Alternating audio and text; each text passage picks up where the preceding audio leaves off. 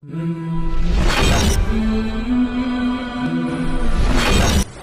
سمیع اللہ صاحب کا سوال ہے کہ آج کے شدید مہنگائی کے دور میں 100% حق حلال کی روزی کمانا کیسے ممکن ہے جبکہ بچوں کی تعلیم، مکان کا کرایہ وغیرہ وغیرہ۔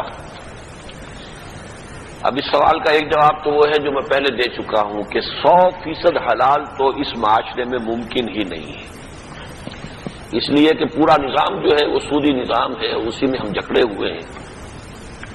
البتہ یہ کہ اس میں ہمیں حلال، زیادہ سے زیادہ حلال کمانے کی اور کھانے کی کوشش کرنی ہے، اور گاڑھا جو حرام ہے اس سے اپنے آپ کو نکالنا ہے رفتہ رفتہ۔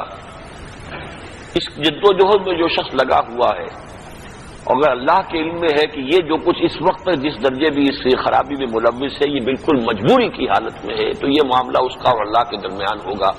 اللہ اس کی مجبوری کو جاننے والا ہے، وہ اسے معاف کرے گا۔ لیکن اس کا نتیجہ یہ نہیں ہے کہ جو سری حرام چیزیں ہیں وہ بھی ہم حلال کر لیں۔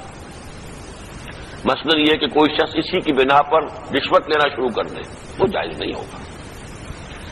اگر سرکاری ملازمت آپ کر رہے ہیں اور اس میں تنخواہ میں گزارا نہیں ہوتا ہے تو آپ سرکاری ملازمت چھوڑیے، کوئی پرائیویٹ سروس کیجیے، وہاں پر آپ کو بہتر سیلری مل جائے گی۔ یہ نہیں ہے تو کوئی اور محنت مشقت کیجیے۔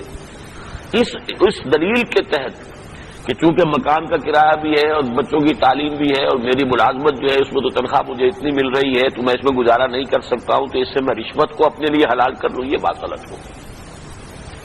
اس میں یہ کہ آپ چونکہ سرکاری ملازمت میں ایک سیکیورٹی آف امپلائمنٹ ہے اور اس کے بینیفٹس ہیں، اس کی وجہ سے آپ وہاں جڑے ہوئے ہیں، ورنہ آج آپ اس کو چھوڑ کر اگر باہر جا کے ملازمت کریں گے تو آپ کو جو بھی زمانے کی جو اس وقت کی ریٹ ہے اس کے مطابق سیلری مل جائے گی۔ لہذا اس معاملے کے اندر اس حد تک اس کو پھیلا لینا جائز نہیں ہوگا۔